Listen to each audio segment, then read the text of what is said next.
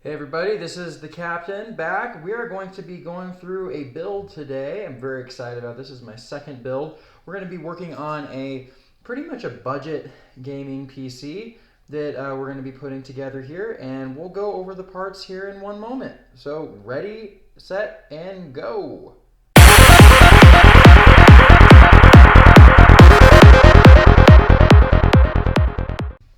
All right, so I'm just going to give us a quick rundown here of the parts that we have for this PC build. We'll start with the CPU. This is just an i3 12100F CPU, so nothing too expensive. It only has 4 cores, so it's not gonna give you the best performance. But if you look at all the comparisons and all of the spec comparisons of the i5, i7s, it does function quite well if you're just looking for a just broad, normal gaming experience and aren't extremely worried about getting over 100 FPS, 150 FPS. If you're just looking for a playable gaming PC, this is going to do the job for you. We have a 500 gigabyte M.2 SSD here just to get us started. We have two Patriot 8 gigabyte sticks of RAM, DDR4, a Thermaltake 500 watt power supply, an ID cooler. This is one of the better budget coolers that I have been able to come across in terms of ratings and temperatures. Now the graphics card is actually a very curious part of this. So this is a 6400. This is a tiny graphics card, and we'll pull this out. This is a very small graphics card. There have been a lot of reviews done on this particular one just because people wanted to know, is it worth it? Does it make sense? Can it actually run games? And the answer is that if you, again, just like we were talking about the i3, the i3 12100F, if you're looking just for a basic gaming experience, you don't want to overclock anything, you're looking to get a playable experience, then this is going to actually work just fine, and we'll continue to talk about that as we go forward. And then we have a fairly basic motherboard. This is one of the more simple, lower cost motherboards that you can get for 12th gen CPUs. It's a Gigabyte DS3H motherboard, and it does have built-in Wi-Fi on it, so that is a plus. So we're going to go through all of this, and we're going to start with putting this thing together. So I'm really excited. So let's go ahead and get into it. All right. So for most builds, we're going to do what you typically would do for any build. That is a googly eye behind me, if you're wondering. We used to have another one, but is no longer there. So for most builds, you always want to start with the motherboard and the CPU, which is what we're going to do today. So as you can see, this is built in with some plastic. And then under here, we have the rear I/O shield. This does not come with a built-in I/O shield, which is actually going to be my first time putting that in, so it'll be a little bit interesting. We have the M.2 screw there and some cables, another M.2 screw, and then we have the instruction manual here. So we're going to do the professional thing here. We're going to quote unquote professional thing here, and we're going to put the motherboard on top of the box so we don't bend anything or damage the back.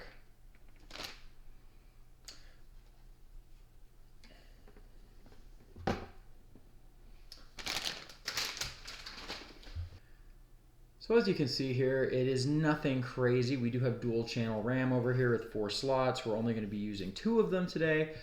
We've got our power connectors here. We've got our Wi-Fi up here in the corner.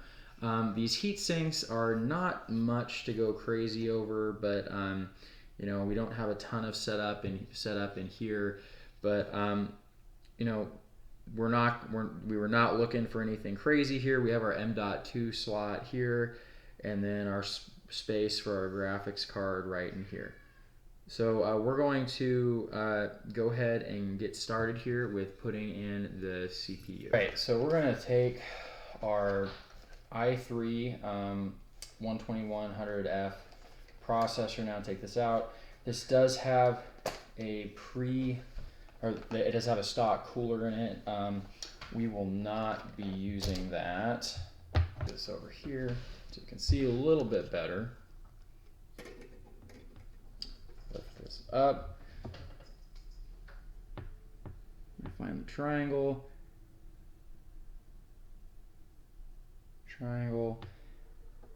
Just set that in. Perfect. Close it.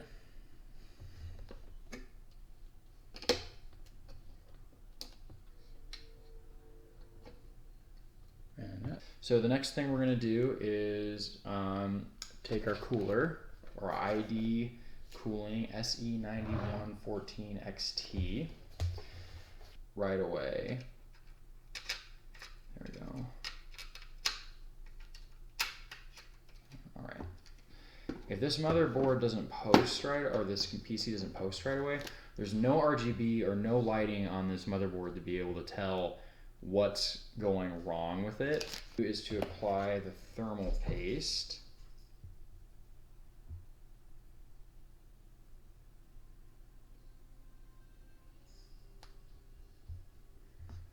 I feel like that's probably enough. I've also gotten that, so okay. A little bit extra there. Not super clean, but that's okay. And then the next step is to take out the actual fan. And we're going to want the air going from here through the fan out the back of the case. So first we're going to take off the little warning label on the back. And then we're going to, let's see here, I want to have these over here. Ooh, there's some RGB on here.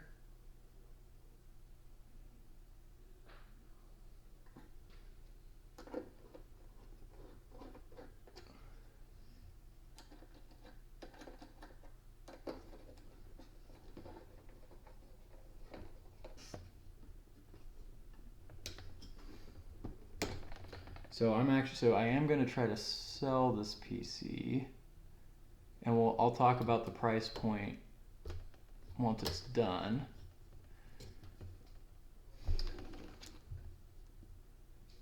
But I already have one, and my fiance doesn't play games.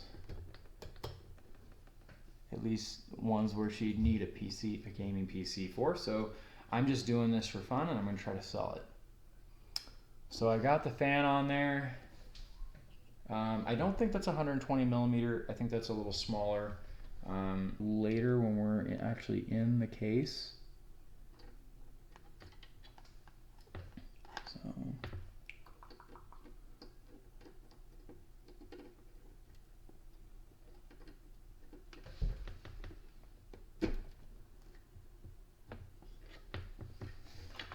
Okay, so that looks like it's there. Then we're gonna try to like tuck this in. Okay, so we've got the motherboard, we've got the CPU, and we've got the fan on top here. So the next part of this is going to be the RAM. So actually, I'm gonna stick this. So we have 2 sticks of 8 GB RAM for a total of 16 gigabytes. Something like this.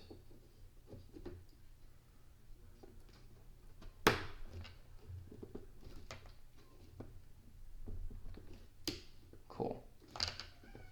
Okay, got that first one in. I'll tell you the RAM speed in a second.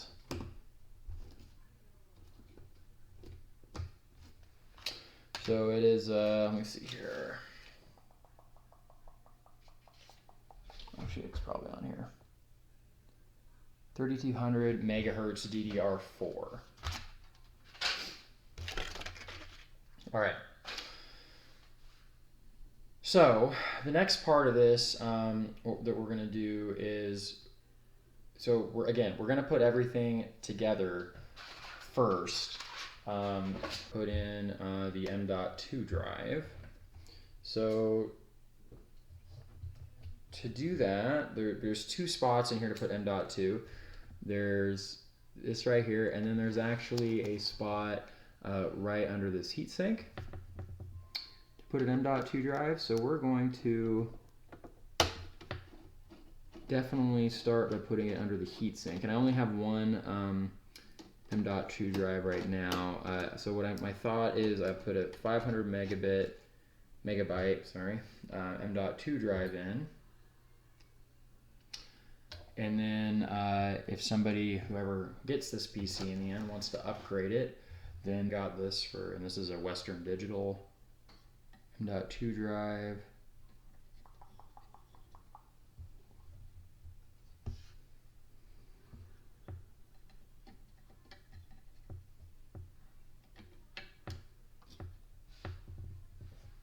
Actually, I think that's supposed to go. Whoopsie daisies. Whoopsie daisies. My bad. And yeah, the cooling thing fell out. Nice. Okay. Pardon? We will have to, I believe we'll have to remove this when we put it inside the case so we can get it hooked up, I think. But the nice thing about this graphics card is that it does not use, it doesn't need a power connection. So it's this little guy right here. It's super small. I mean, it's got this really small fan hub. It's not anything crazy. So it has one HDMI slot and one OPS slot in there. So it's got a shiny little cover that we're going to take off here. If I can.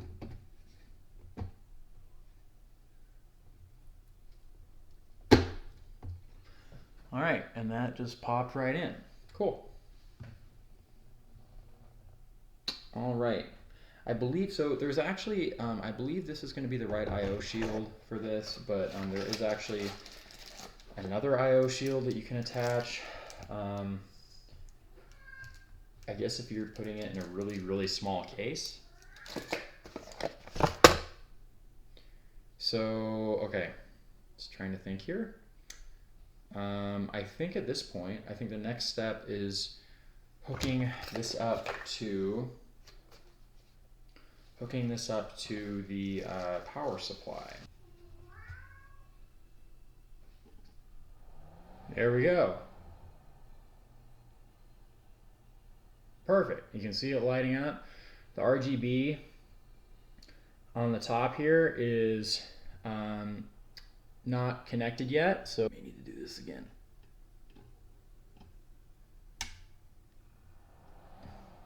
There we go.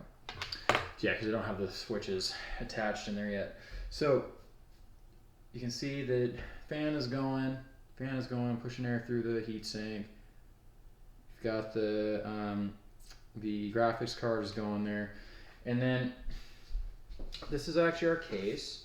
It's a Rosewill, and I've actually seen people build with this before on a couple of occasions. So do this, and I'm going to fall down. Okay.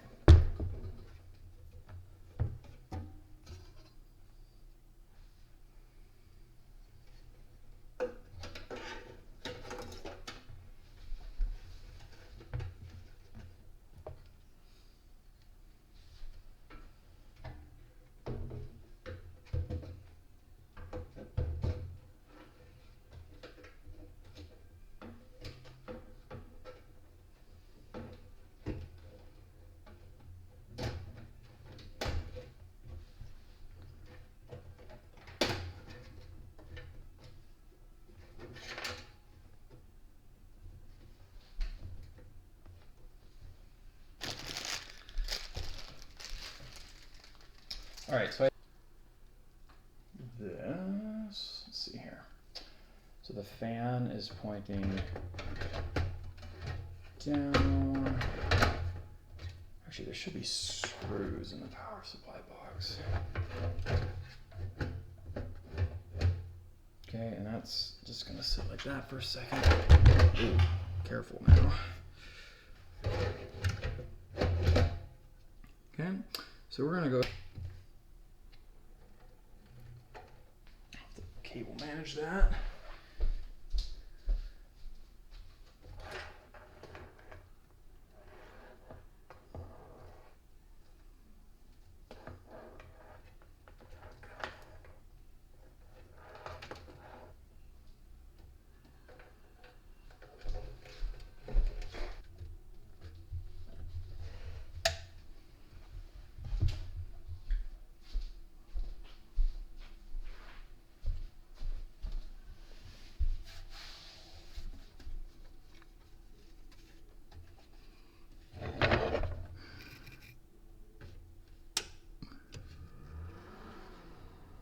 Here we go.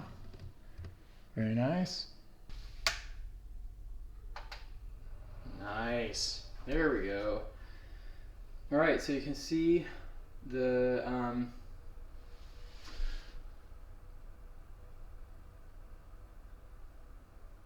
you can see the RGB there. All the fans are going now.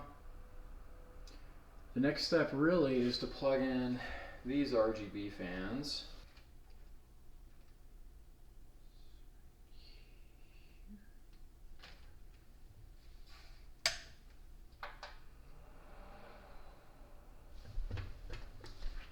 And is that working now? It is. Nice. That's awesome. All right, so we're gonna do some cable managing on this. My camera's over here. Sorry, but we're gonna do some cable managing on this, and again, I'm gonna kind of investigate why it was like randomly shutting down there. We'll see again once we hook it up to a monitor, see what's going on, why that was happening.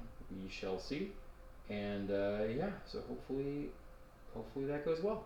Thank you guys so much for watching. This is the Captain. Make sure to like and subscribe, and I will see you guys next time.